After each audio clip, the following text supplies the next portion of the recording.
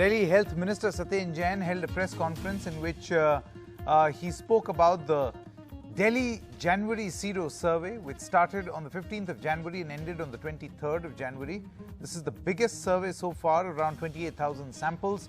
And the result overall is that 56.13% sero prevalence, which means that's the spread of the virus in the national capital. 56% of the capital, which is more than half of Delhi, has either had or is with coronavirus.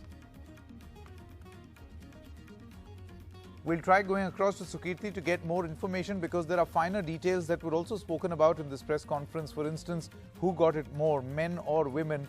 The health minister did indicate that it was women who got this more. Now, let's quickly go across to Sukirti. Sukirti, this press conference has now finally ended. It's over. What are the key highlights that you have learned so far as the Delhi's latest Sero survey is concerned? Well, yes, as far as the average sero prevalence is concerned, it is 56.13%. So 56% to round it off, which is a very big figure. So more than half of Delhi's population. So they took about 28,000 samples as part of this survey that was carried out between January 11th and January 23rd.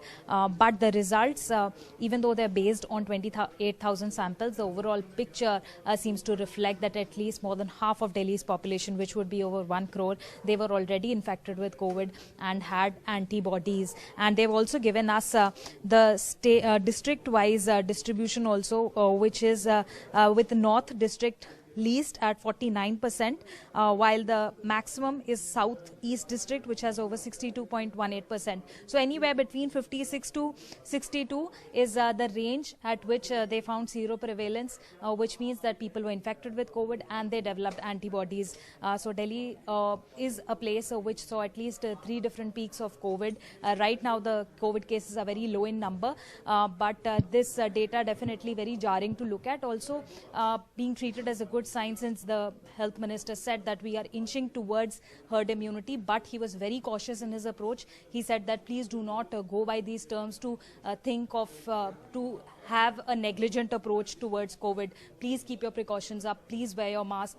Please maintain social distancing. So while the numbers at this point reflect that we could be inching towards herd immunity, you cannot let go of the COVID precautions. Sukirti, also if we look at the breakup, in the months of November, October, we had seen Sukirti, if we look at the breakup, it's very interesting that the Southeast District of Delhi has 62.18% of sero prevalence, and the lowest is in the range of 49, which is the North District. These are interesting details.